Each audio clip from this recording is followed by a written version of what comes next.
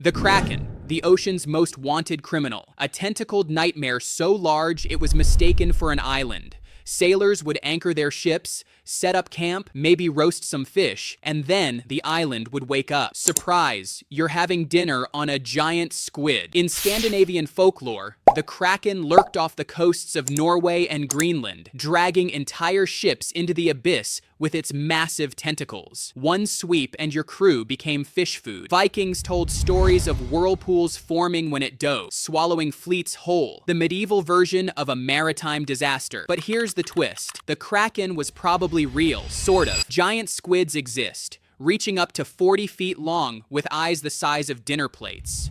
Imagine that washing ashore in the 1700s. Sailors didn't need imagination, they needed therapy. So the Kraken became legend, a symbol of the ocean's brutal power and humanity's favorite excuse for shipwrecks. It never conquered land, but it ruled the deep. And honestly, that's scarier. The Leviathan, the original sea monster, the blueprint for every underwater horror that followed. In ancient Hebrew texts, this wasn't just a big fish. It was chaos incarnate, a serpent dragon coiling beneath the world, breathing fire and smoke from the depths. God's most terrifying creation. Its scales were described as impenetrable armor, its breath igniting the sea itself. Medieval scholars called it the devil of the waters, a living apocalypse sent to humble mankind. In some versions, God had to personally slay it just to establish cosmic order. Talk about a resume. But the Leviathan wasn't destroyed, it was contained, sleeping, waiting, lurking in the darkest trenches where light never reaches. The Bible warned it would rise again at the end of days. Lovely bedtime story. From Job to Moby Dick, the Leviathan inspired every tale of man versus monster because it represented the one thing humans hate most. Something we can't control, can't conquer, can't even comprehend. The deep always wins. Jörmungandr, the world serpent, a snake so absurdly large it wrapped around the entire planet and bit its own tail.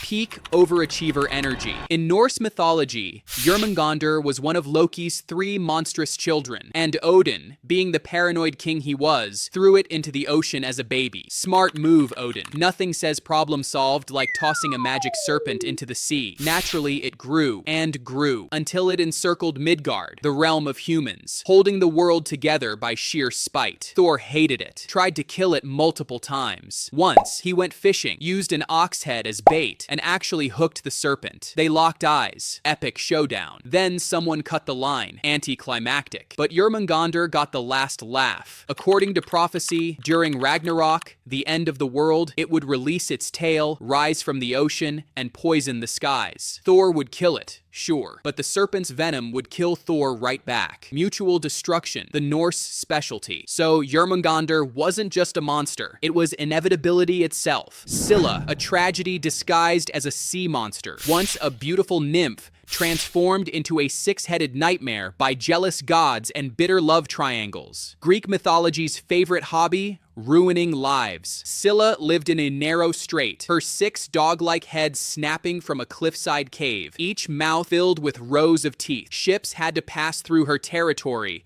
and she demanded payment. 6 sailors, 1 per head.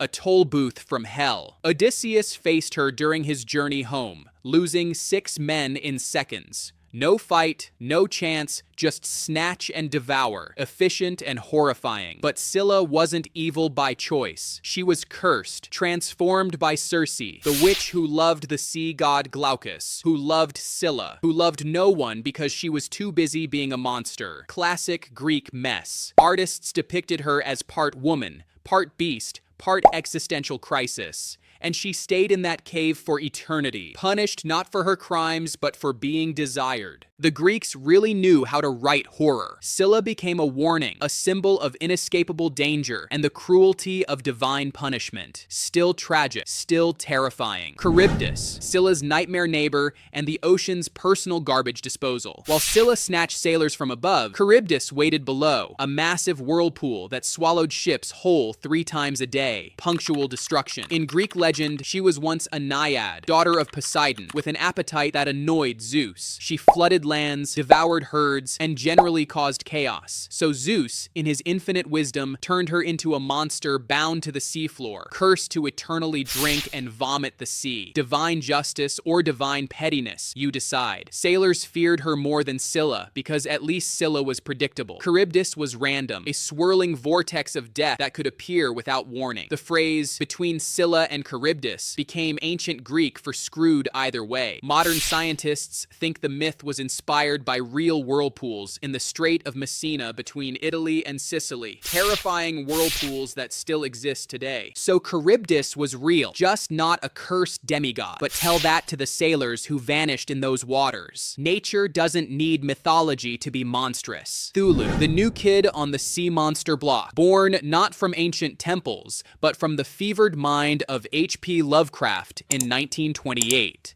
And somehow, it became more famous than creatures worshipped for millennia. Cthulhu sleeps in the sunken city of R'lyeh, deep in the Pacific, a cosmic entity so vast and incomprehensible that merely seeing it drives humans insane. Not metaphorically insane, literally brain-melting, reality-shattering madness. Lovecraft described it as a mountain that walks, a squid-dragon hybrid with a vaguely humanoid form and wings that shouldn't exist. It doesn't care about humanity. We're insects, less than insects. It waits for the stars to align, for R'lyeh to rise, and when it wakes, sanity dies first. What makes Cthulhu different is the philosophy behind it. It's not evil, it's indifferent. The ultimate existential horror. No heroic battle, no magical weakness, just the cold realization that we don't matter. And yet, Cthulhu became a pop culture icon. T-shirts, memes, plush toys. We turned cosmic dread into merchandise. Maybe that's humanity's real superpower, commercializing our own extinction. Bakunawa, the Filipino moon-eater, a sea serpent with a taste for celestial bodies. According to ancient Philippine mythology, there were once 7 moons lighting the night sky. Then Bakunawa got hungry. One by one, it rose from the ocean and swallowed them whole until only one remained. Lunar eclipses, the Filipinos believed, were Bakunawa trying to finish the job. So communities would bang pots, drums, anything loud, screaming at the sky to scare the serpent away. And it worked. The moon always returned. Collective noise as monster repellent, surprisingly effective. Bakunawa was described as massive, dragon-like, with a mouth large enough to devour worlds. Some legends say it acted out of jealousy. The moons were too beautiful, a reminder of what it could never be. Others claim it was punishment. The moons mocked the sea, so the sea fought back. Either way, Bakunawa represented the eternal struggle between light and darkness, order and chaos. And unlike most sea monsters, it wasn't confined to the ocean. It reached for the heavens. Ambition or hunger, you decide. Gran Majá, the Caribbean's lesser-known Leviathan, and proof that every culture has a don't go in the water story. In Taino and Caribbean folklore,